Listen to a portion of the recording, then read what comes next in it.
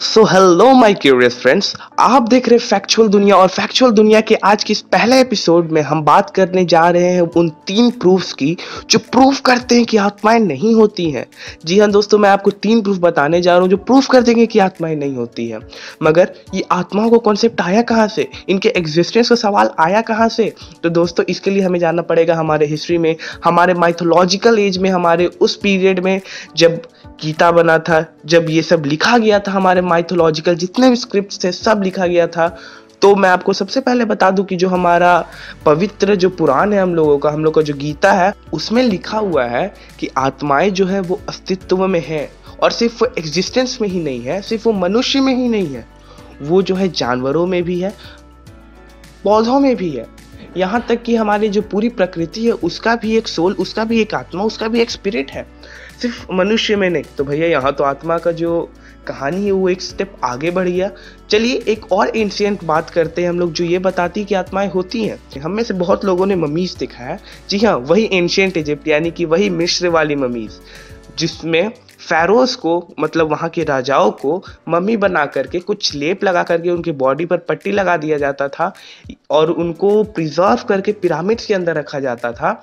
उनके वर्कर्स को भी उनके साथ दफन कर दिया जाता था और उनके उपयोग में आने वाले कई सारे सामानों को भी उनके साथ दफन कर दिया जाता था, ये सोचकर कि जब इस फेरो का, इस व्यक्ति का पुनर्जन्म होगा, इस राजा का जब वो पुनर्जन्म होगा तो वो उन वर्कर्स और उन सामानों का उपयोग फिर से कर पाएगा, उनका यूज फिर से ले पाएगा। यानी ये तो हमें दिखाता है भैया रीइंकार्नेशन यानी कि पुनर्जन्म के बिना आत्मा के संभव है नहीं।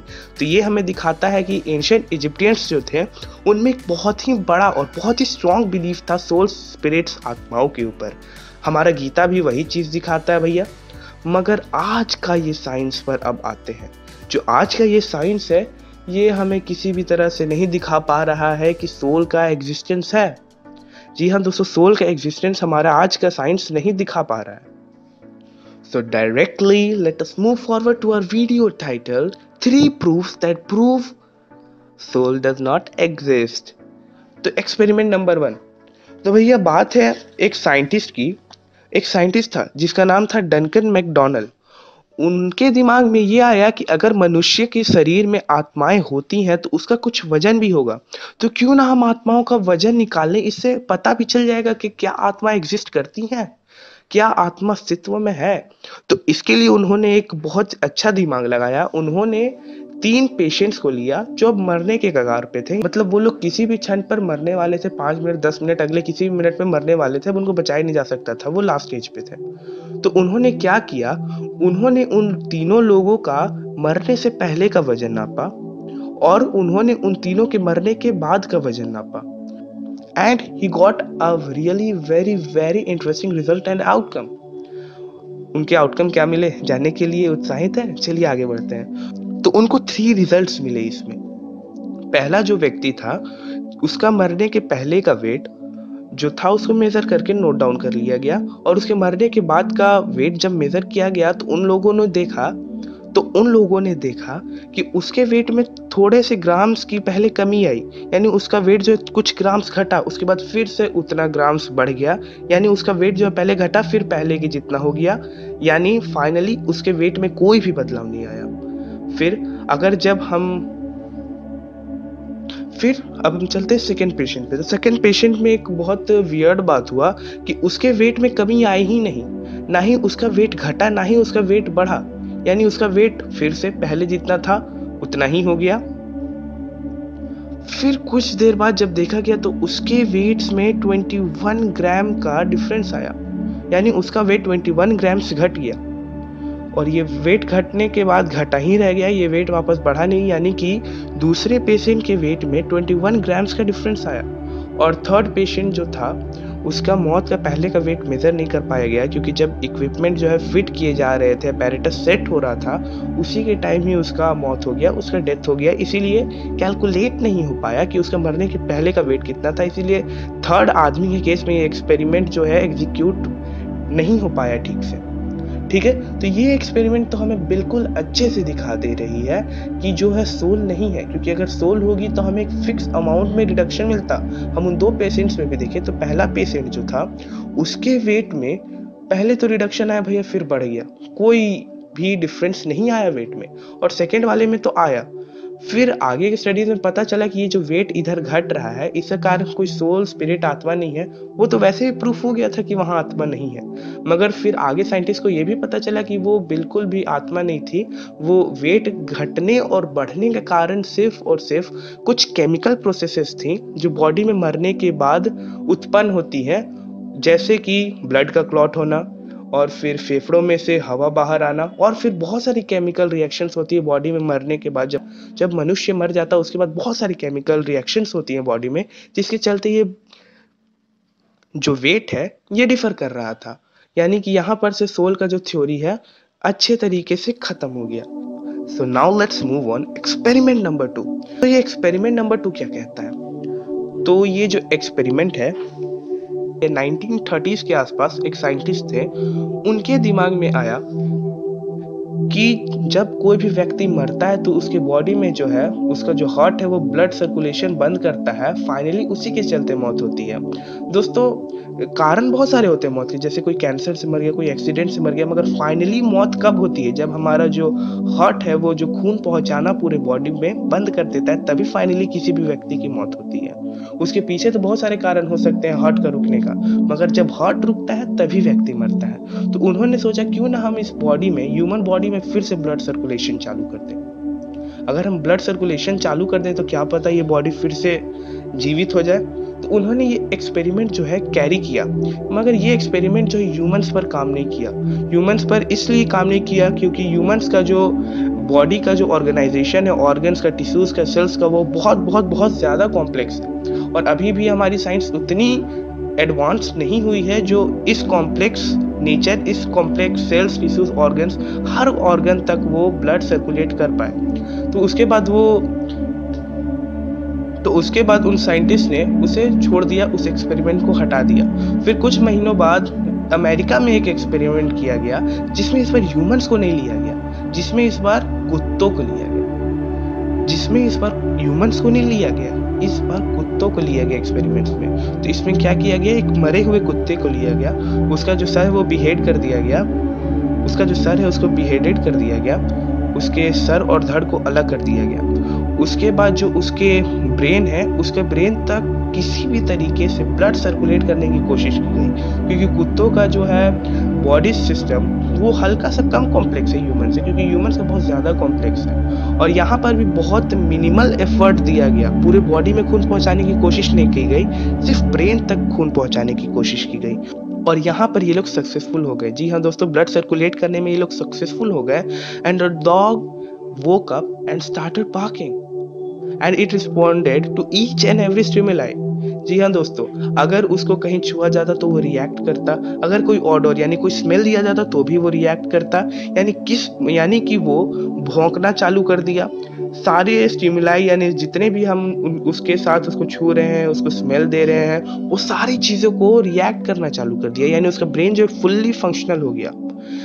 मगर ये जो एक्सपेरिमेंट था इसको बंद करवा दिया गया अमेरिकन गवर्नमेंट के द्वारा, क्योंकि ये जो है लाइफ एंड डेथ साइकिल को इफेक्ट करता है। अगर मरने के बाद कोई जीवित होता है तो हमारे नेचर के साइकिल को, लाइफ साइकिल को बहुत खराब तरीके से इफेक्ट करता है, इसीलिए इसे गवर्नमेंट के द्वारा बंद करवा दिया गया।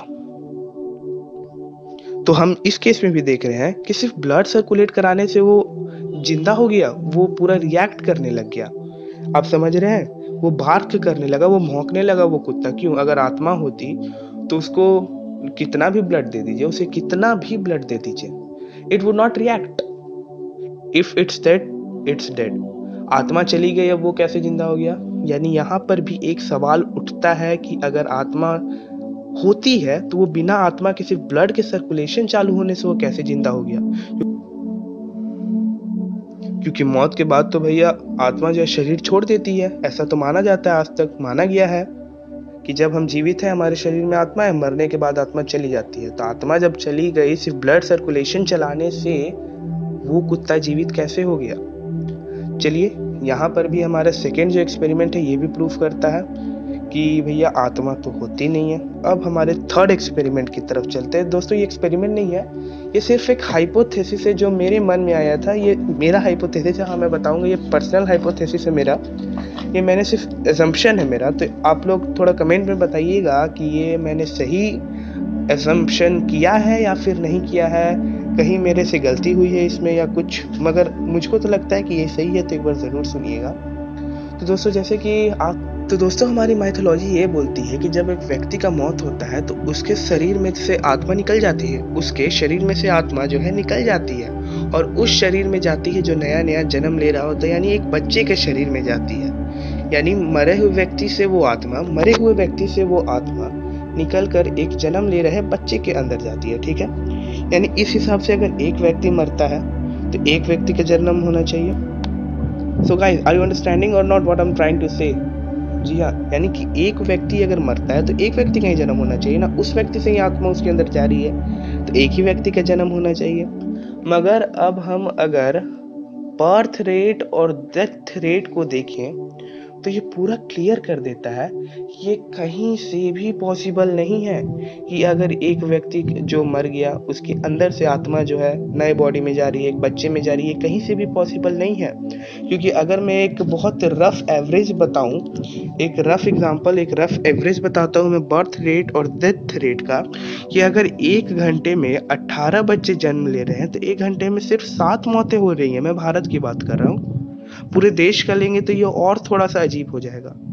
इसीलिए मैं आपको एक बिल्कुल एकदम सिंप्लीफाई करके बता रहा हूँ कि अगर 18 बच्चों का जन्म होता है तो सिर्फ 7 मौतें हो रही हैं घंटे में, तो 7 मौतें हो रही है तो 7 बच्चों का जन्म होना चाहिए।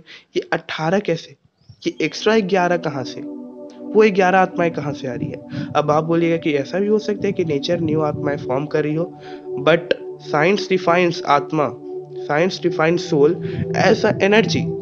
यानी कि आत्मा जो है साइंस के हिसाब से एक एनर्जी है, और ये तो 8th और 9th के बच्चों को भी पता होगा कि energy can neither be created nor be destroyed. यानी आत्मा ना बन सकती है, ना वो समाप्त हो सकती है, ना ही उसे खत्म किया जा सकता है। तो ये 11 बच्चों में आत्माएं कहाँ से आई? क्या ये बनी है? नहीं बनी है। अगर हम आज से सिर्फ 100 साल पहले की पॉपुलेशन को देखें तो इंडिया की पॉपुलेशन आज से 100 साल पहले 318 मिलियन की, यानी 1920 में, यानी आज से 100 साल पहले 1920 में 318 मिलियन थी भारत की आबादी, और आज 2020 में 1.38 बिलियन है। यानी आप समझ जाइए कि इतनी बिलियंस में आत्माएं कहाँ से नहीं फॉर्म हो गई। तो हम इस लॉजिक से ये कह सकते हैं कि जो एक व्यक्ति मरेगा, कि जब एक व्यक्ति मरेगा तो एक ही व्यक्ति का जन्म होगा। यानी बच्चे का जन्म किसके ऊपर डिपेंड कर रहा है? जो मर रहा है। यानी जितने लोग मरेंगे उतने ही लोग जन्म लेंगे, उससे ज्यादा नहीं ले सकते हैं। मगर मैंने आपको एक एग्जांपल दिया कि हर घंटे सिर्फ 7 लोग मर रहे हैं, 18 बच्चों का हो रहा है। ये 11 आत्माएं किधर से आए भैया? ये किधर क्रिएट हुई, किधर फॉर्म हुई? सोल्स के neither be created nor be destroyed, because souls are a form of energy, they are energy, nothing else.